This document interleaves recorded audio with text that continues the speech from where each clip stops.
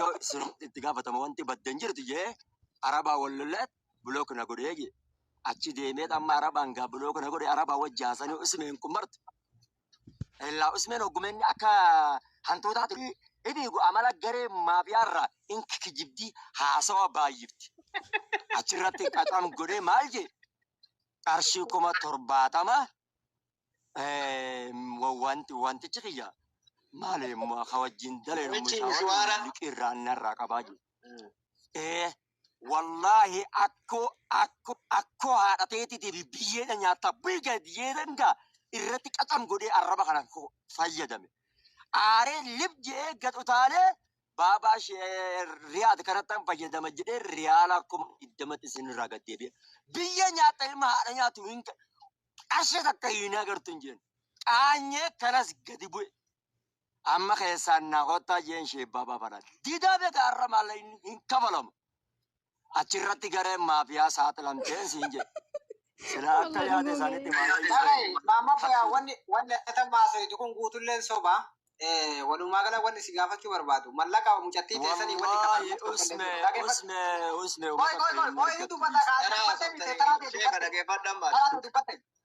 dhageeffadhu tokkoffaa anaa muzammil isin mallaqa baasuu dinnaanin araba obboleessa isaa kadhannee namicha wallo lechu obboleessa isaati wallah obboleessa kadhanne kitidin muiti badoo obboleessa imbe daqiiqa tara olii deebisa jecha mojachamiti muiti badoo kijiba Nagai kaasitti aboo ayeen kidina dhageeffadhu Muhammad dhageeffadhu tokkoffaa ila obboleessa kadhanne atiin kun rijaala obboleettiin teennetun rakkatteeti mucattiin tun obboleettiin tiyyaa jedhee muzammil illee aboo yoo dhiirummatti ka amantu taate qofa mucatti tana nuu baasi qarshii 7,000 kafalla inneni qarshii riyaala 7,000 anaa muzammil kafallee baafa wallahi qarshii 7,000 sanuu hin kafalleen kijibin usme aboo dhage riyaala 10,000 baate mucatti walii riyaala 10,000 waa'ee gadeen maafiyaa abarso aboo sille maa nama dhageeffatan akka dhiiraa nama dhageeffatan rijaala mee nama jedhu dubbatin akka haasaatitti akka mariititti madarakki yaada siya mormuu dandeessa garuu dhagaye lolaa miti eegas irratti qabi bakka kanatti sobdee bakka kanatti dhagaye maamma bayaan dhagaye aboo laala nama hamzaa shajjaabi firin taa'e na jala naasayin anamma hamzaa shajjaabi rinjimbo ani akka titti deemina yaan tikis wajjin hin deeman ati callis Somalin mirkaane boo hattummaa keessan tun naardani hattu dhagaye wallahi lillahi hattu yoo taate rakkoon qabu hattuun normaala dhageeffadhu siifin himnaa namni mana kanaa warri moodee garummoo dhageeffadhu mucaa ila reeti 7,000 kafalleessaa mucaa kallatti dandaatee 7,000 kafallee ayirra isinii fiduu danda'an ayirra isinii fide yoo barbaadde warri mootii taraan jechuudha kaashi warticha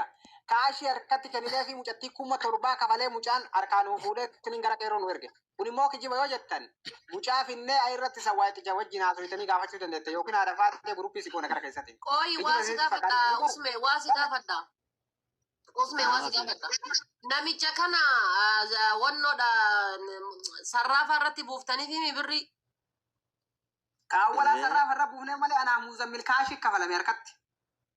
aha namichi isin bira jira harka itti kennitanii jechuun lubiraan jiru bosa mucaa oromoo achii qabna ilma oromootu bishaa keessa jira oromoo dhaqee irraa fuudhee bara kaamma fuudhe oromoo dhaa kaamma usmi ati maafiyaa irraa hin toltu usmi meera toobadhi rabbi sodaadhu boo ati duraa mana reedii kanatti nama gaarii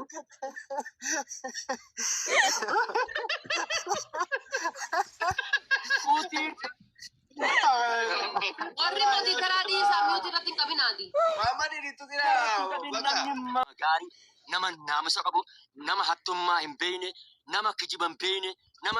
nama obboleettii ofii hin gurguranne wallaan nama sanittan sii beeka garuu akkamitti irra hanna baruu dandeesse akkamitti irra maafiyaa ta'uu dandeesse narraa qabu namicha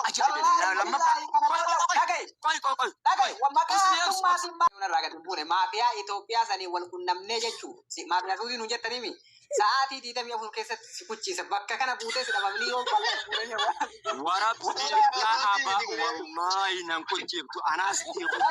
Atu awala yoo buusit illa amma Asaman billahi. Mafiyaan Itoophiyaa ambar mafia Saudi din jamane usne maltu nangan mafia Saudi da kabdi anas Inni ka Itoophiyaan jennee bar. Ambar akka inni jenneen beeka mafia Itoophiyan jenne bar mafia Saudi dan jebal Akka Itoophiyaa jalqita inni ta Itoophiyaa tamii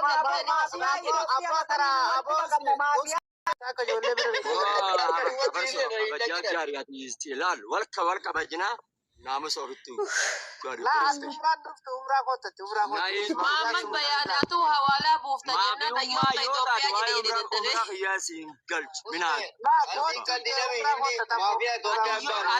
atiyo mafia qisar ka qabate rakon qabu annawan bedina nanje angaru mafia tan dibata jira mafia ni satla atina rabsi Edi warri dhageeffadha. Muhammad bayaan yoo ati guyyaa tokko guyyaa lama keessa Itoophiyaa keessa aboyo atilal usme usme Okay, ada keessa jirta Itoophiyaa keessa eessa jirta naayim bakka jirtu ila Muhammad bayaan yoo ati asirraa dhuftee Oromoon tun guutuun namni shamarran shamarran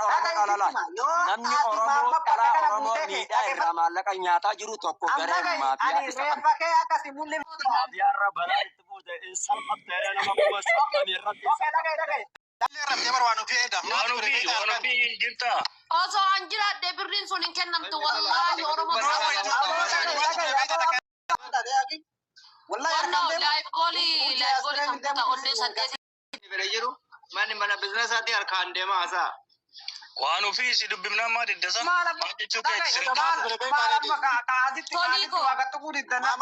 Koimee nuti sootii dhamma sootii miti irra goyi.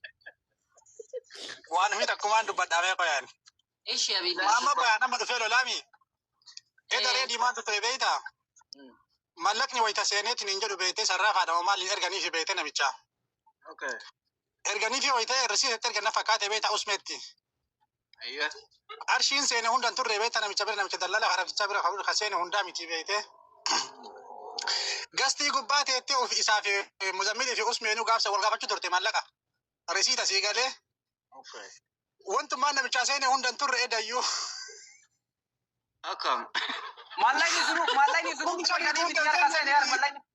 Kuma lama seene bar. Risiita si ergaa usi jedheeni maal jedhan beeyta? Risiita booda si ergaa usi jedheeni beeytee muzammilii usmeen. Kana jechuun mallaqni cinaan jara biraa hafee jechuudha. Maama baay'ina murtee dalagaa gastii gubbaa ta'aniitiin jaraaf hin galle dubbiin kun. Abo maallaqa kaduraa dhiisaa sanii miti sun maallaqni bar dhugumaan ergameersa maallaqa sanii miti. Nuti haa itti gammannee garaa nu qabbanaa'e birrii 70 irraa 20 diidamee gabbu'anii wal maratanii 20tti dhufanii baabaa sheerrii kadhatanii diga beekaa kunis hayyee 70 abboo biyyeedha nyaatan mala hin nyaatama hin kabalamu yeroo Mani mana business ati irratti naasayna harka Aganti ambar gogaa kallattii waan jimaan na ergaa jam malee boobsiga sababa obboleetti yaadoo golgodhadhee asiin walilolin ani labaanu ana ergaa Osoo nyaanna iyyuu kallattii fabaafnee nyaanna wayi akkasii guruppii immoo keessatti nyaanna